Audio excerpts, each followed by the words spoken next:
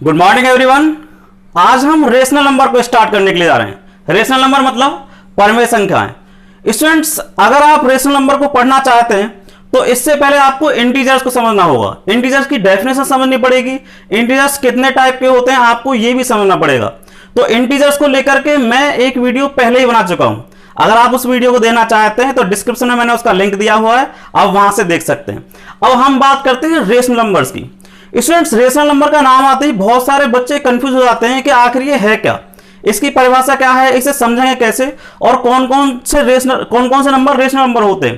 तो ऐसा बहुत बड़ा कुछ भी नहीं है, बस आपको थोड़ा सा समझना है और वहीं से आप रेशनल नंबर्स को समझ जाएंगे और जितने भी नंबर्स हैं उनमें कौन से रेशनल नंबर हैं कौन से नहीं हैं आप पहचान सकते हैं। ठीक है, तो सबसे पहले हम समझेंगे कि रेशनल नंबर कौन से नंबर होते हैं और कौन से नंबर्स को आप रेशनल नंबर कह सकते हैं या उसकी परिभाषा कैसे दे सकते हैं आप।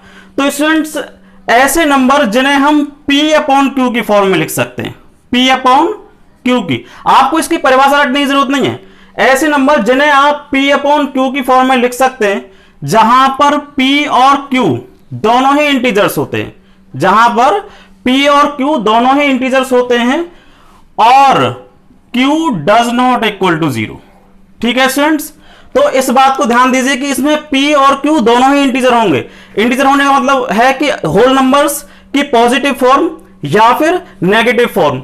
P और Q इनमें से कोई सा भी हो सकता है, यानी P-1 हो सकता है, Q-3 हो सकता है, ऐसे ही प्लस में भी ये नंबर हो सकते हैं। तो P और Q दोनों ही इंटीजर्स होते हैं जहां पर Q does not equal to 0। इसका मतलब है कि Q 0 के बराबर नहीं होता। ठीक है, अब स्टूडेंट्स मैं समझता हूं कि आप इसे समझ गए होंगे कि P और Q दोनों ही क्या होंगे, इंटीजर्स। ठीक है, जहां पर Q 0 के बराबर नहीं होता। बस इतनी सी परिभाषा है रेशनल नंबर्स की, इससे ज्यादा कुछ भी नहीं है और बिल्कुल भी ज्यादा दिमाग लगाने की जरूरत नहीं है। अब हम इसके कुछ एग्जांपल्स देखते हैं। ठीक है, इसके एग्जांपल जैसे अगर हम बात करें 2/3 की, अब आपसे पूछा जाए कि क्या 2/3 एक रेशनल नंबर होगा। अब आपको ये सोचना है कि क्या 2/3 P/Q की फॉर्म में है। हाँ बिल्कुल है। देखिए P की जगह पर 2 है और Q की जगह पर 3 है, तो आप इसे रेशनल नंबर कहेंगे। ठीक है, इसी तरह से अगर मैं ये कहूं -1 और /2, क्या ये एक रेशनल नंबर होगा? बिल्कुल होगा, क्योंकि P/Q की फॉर्म में है। यहां पर P की जगह पर क्या है, यहां पर P की जगह पर -1 है और Q की जगह पर क्या है, 2 है। तो ये सभी रेशनल नंबर होंगे। इसी तरीके से अब हम बात करें क्या -4 एक रेशनल नंबर होगा।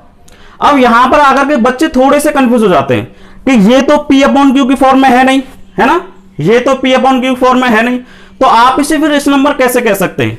स्टूडेंट्स, हम इसे रेशनल नंबर कह सकते हैं क्योंकि आप -4 को -4/1 लिख सकते हैं। ठीक है, इसी तरह क्या 0 एक रेशनल नंबर होगा। अब यहां पर छोटी छोटी जब बातें आती हैं तो स्टूडेंट कंफ्यूज हो जाते हैं। तो आपको किसी भी नंबर को या तो वो P/Q की फॉर्म में दिया हुआ होगा, यानी न्यूमरेटर और डिनोमिनेटर दोनों में होंगे, अंश और हर दोनों में होंगे, और अगर नहीं भी है तो क्या हम 0/1 नहीं लिख सकते।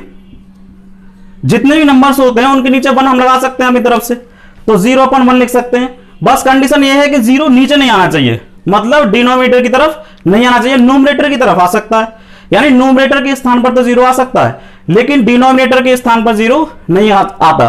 तो स्टूडेंट्स, ये भी एक रेशनल नंबर होगा। इसी तरीके से हम बात करें और कि क्या -3/1 एक रेशनल नंबर होगा, ये भी एक रेशनल नंबर होगा।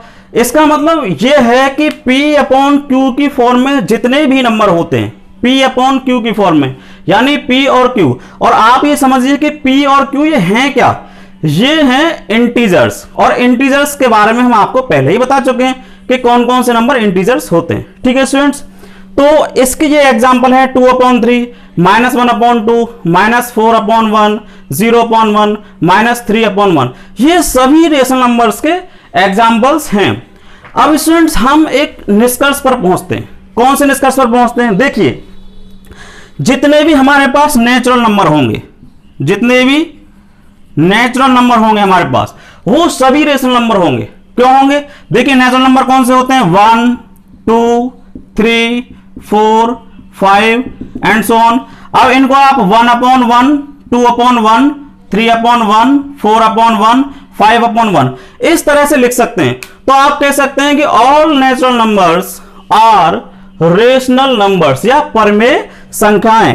तो आप कह सकते हैं कि जितनी भी प्राकृतिक संख्याएं होती हैं, जितने भी नेचुरल नंबर्स होते हैं, उन सभी को हम रेशनल नंबर्स भी कह सकते हैं स्टूडेंट्स। ठीक है, इसी तरीके से होल नंबर्स की बात करें स्टूडेंट्स, होल नंबर कहां से स्टार्ट होते हैं? 0 से। 0, 1, 2, 3, 4, 5, 6 आगे की तरफ इस तरीके से बढ़ते हुए चले जाइए।